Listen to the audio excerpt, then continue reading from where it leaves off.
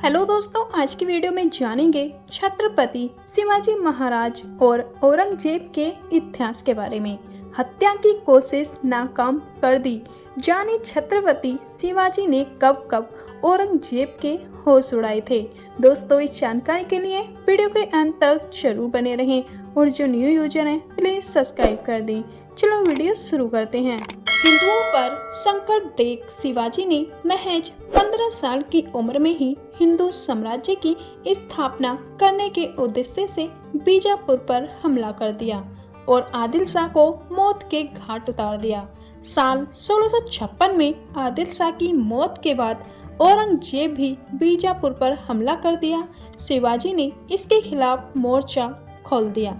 भारत में पहली बार हिंदू साम्राज्य की स्थापना करने वाले छत्रपति शिवाजी महाराज का जन्म ऐसे समय में हुआ था जब पूरे देश पर दिल्ली सल्तनत ने कब्जा कर लिया था। बचपन से ही वह मुगलों के अत्याचार की कहानियां सुनने लगे, जिससे उनके मन में देश की आज़ादी का जज्बा भरता चला गया और सिर्फ 15 साल की उम्र में पहली बार बीजापुर पर हमला कर शासक को मौत के घाट उतार दिया था। दिल्ली के सुल्तान और मुगल बादशाह औरंगजेब के तो वह हमेशा होश उड़ाए रहते थे।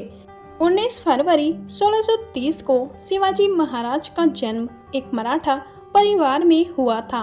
उनका नाम रखा गया शिवाजी भोसले। उनके पिता का नाम शाहजी भोसले और माता का नाम जीजाबाई था। हिंदुओं पर संकट देख शिवाजी ने महज 15 साल की उम्र में हिंदू साम्राज्य की स्थापना करने के उद्देश्य से बीजापुर पर हमला कर दिया और अपनी कुशल रणनीति के चलते वहां के शासक आदिल शाह को मौत के घाट उतार दिया। इसके साथ ही बीजापुर के 4 किलों पर कब्जा कर लिया था। उस दौर में औरंगजेब दक्कन दक्षिण का सूबेदार था। साल 1656 में आदिल शाह की मौत के बाद औरंगजेब ने भी बीजापुर पर हमला कर दिया। शिवाजी ने इसके खिलाफ मोर्चा खोल दिया और अहमदनगर व रेसिन के दुर्ग पर भी आक्रमण कर दिया। इसके कारण औरंगजेब और शिवाजी महाराज के बीच तनाव बढ़ने लगा।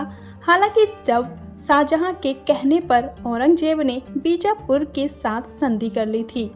दिल्ली के सुल्तान शाहजहां के बीमार होने पर औरंगजेब उत्तर भारत की ओर चला गया और जल्द ही शाहजहां को कैद कर वह खुद दिल्ली की गद्दी पर बैठ गया। उधर दक्षिण भारत में शिवाजी की अगुवाई में धीरे धीरे मराठा साम्राज्य मजबूत होता जा रहा था।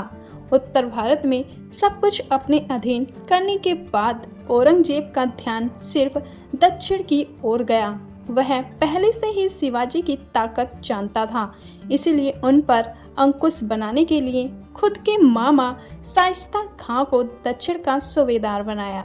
शाइस्ता खां 1.5 लाख सैनिकों की फौज के साथ पुणे तक पहुंच गया और लगातार 3 सालों तक वह मावल में लूटपाट करता रहा। वह देखकर शिवाजी ने एक दिन शाइस्ता खां पर हमला बोल दिया। इस हमले में शाइस्ता खां की 4 उंगलियां कट गईं। यही नहीं, मराठाओं ने शाइस्ता खां के बेटे अबुल फतेह को भी मार दिया।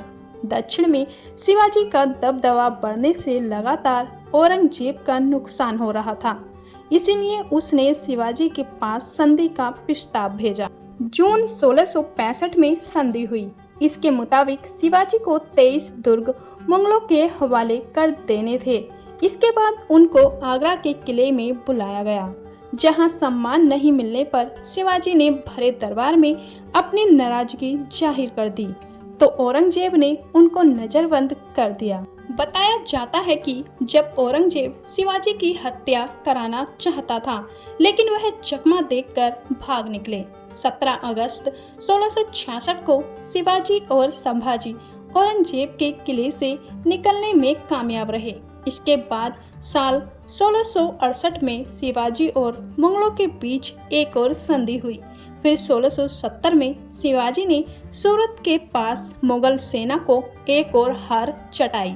संधि के तहत शिवाजी ने जो राज्य मुगलों को दिए थे, 4 साल बाद ही उन पर एक बार फिर शिवाजी का अधिकार हो गया था। यह सितंबर 1674 की बात है।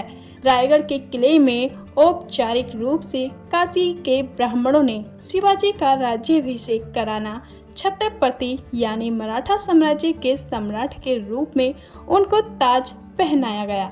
विजयनगर का पतन होने के बाद दक्षिण भारत में यह पहला हिंदू साम्राज्य था, जिसकी स्थापना के बाद शिवाजी महाराज ने हिंदवी स्वराज का ऐलान कर दिया था। फारसी का ज्यादा उपयोग होता देख शिवाजी ने अदालतों और प्रशासन में मराठी और संस्कृत के उपयोग को बढ़ावा देने का आदेश भी दिया था।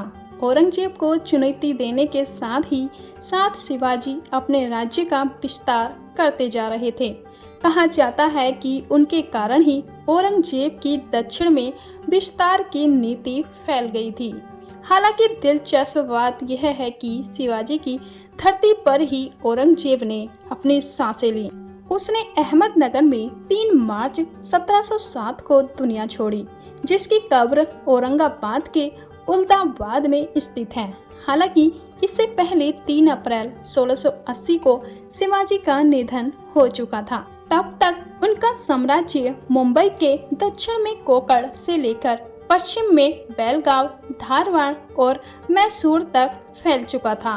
दोस्तों, आपको ये वीडियो कैसी लगी प्लीज़ कमेंट बॉक्स में ज़रूर बताना और ऐसी ही ऐतिहासिक वीडियो देखने के लिए हमारे चैनल को सब्सक्राइब करना ना भूलें। चलो मिलते हैं नेक्स्ट वीडियो में, जब तक के लिए अपना ख्याल रखना।